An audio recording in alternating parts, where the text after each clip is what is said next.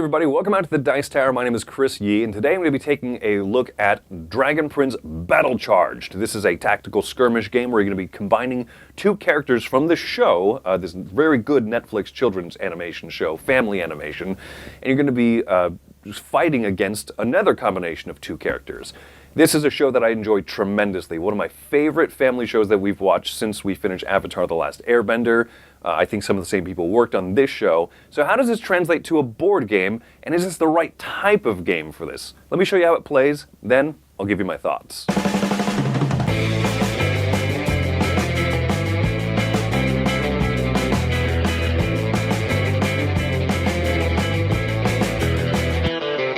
Here's Dragon Prince Battlecharged set up and ready to play. Players are going to pick two characters each from the show, and they're going to take their decks of cards and shuffle them together. So we've got Ezrin and Callum here teamed up against Viren and Claudia, for example.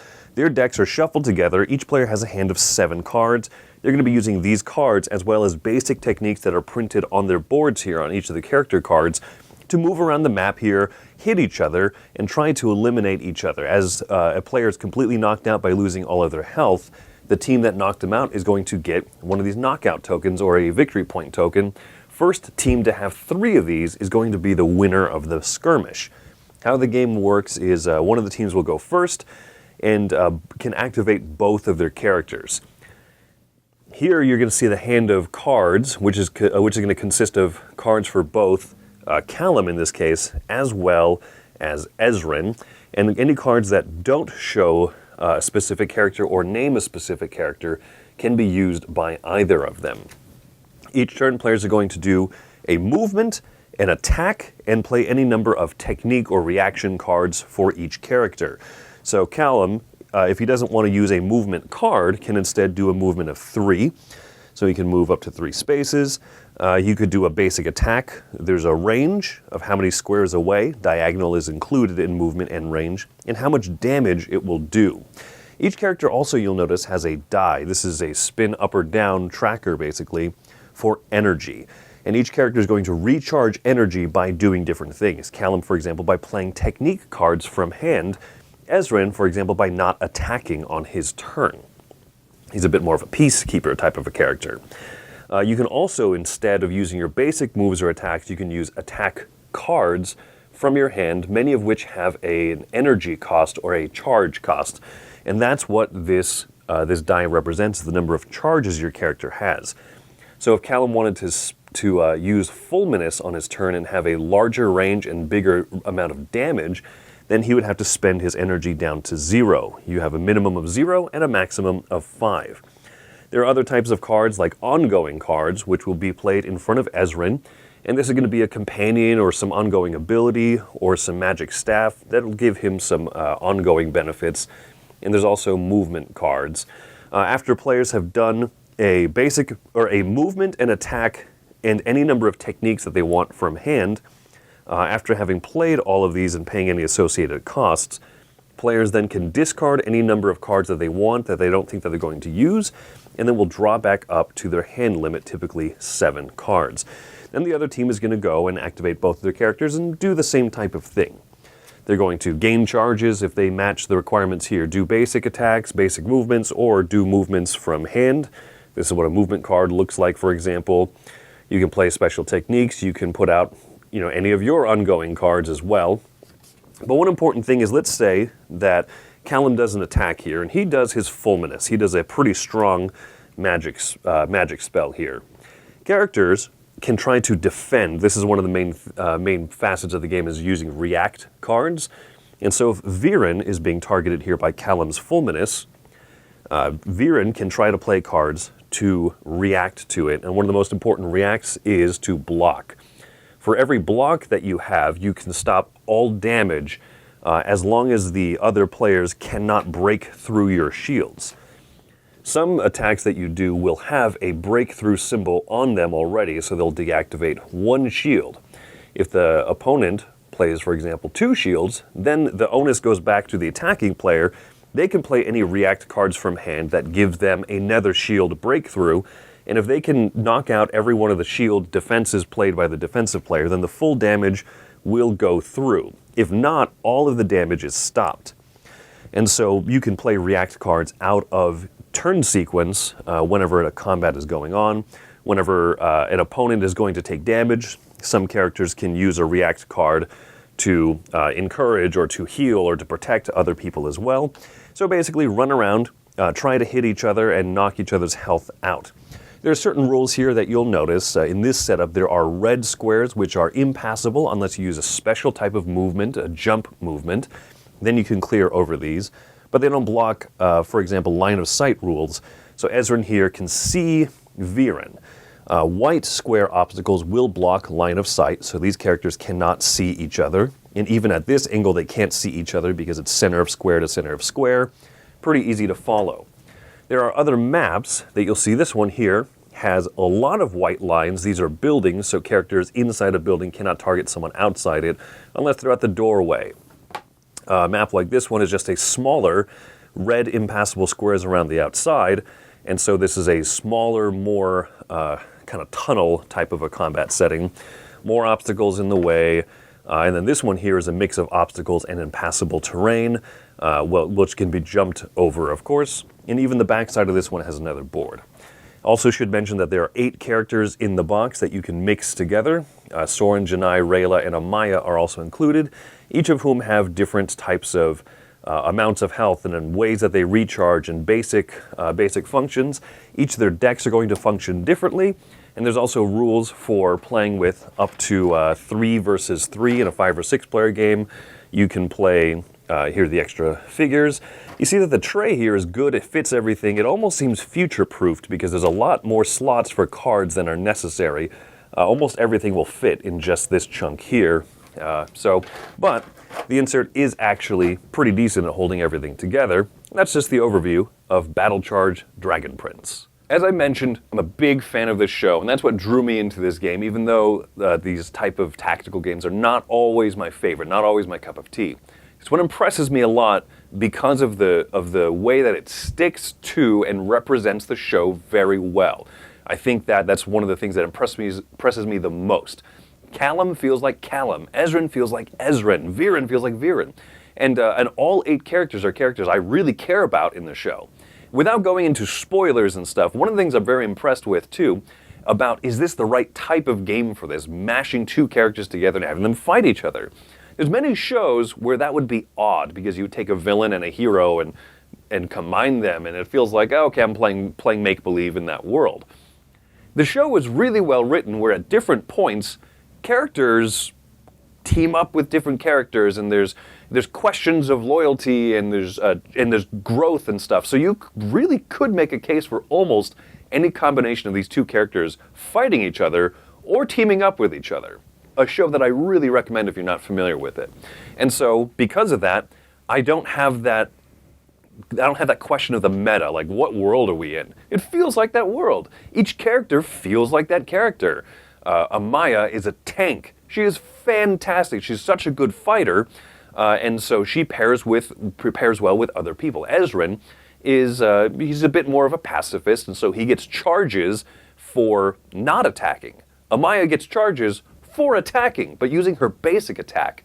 Even though her attack cards are bigger and cause greater damage, have cooler effects, she has to do basic attacks to gain those charge, pip up that die, so she can spend that energy on the other cards. Ezrin wants to kind of lay back a little bit, and if you can draw into his animal companions, he has ongoing cards that are so cool and combo with other cards in his deck. And that is very unique from the other characters. Some characters are magic central, and so they are magic-centric, I should say. They want to play big spells, and so you have to sometimes sacrifice your own health because you're a dark wizard in order to gain that charge and play something huge. But you're also picking yourself down, making you an easier target at the same time. I think that the reaction system in this game works well. It's simple. It feels a tad bit loosey-goosey, because I make an attack. It comes with 1 breakthrough, and the other person says, okay, I'll play 2 reaction cards that have a breakthrough.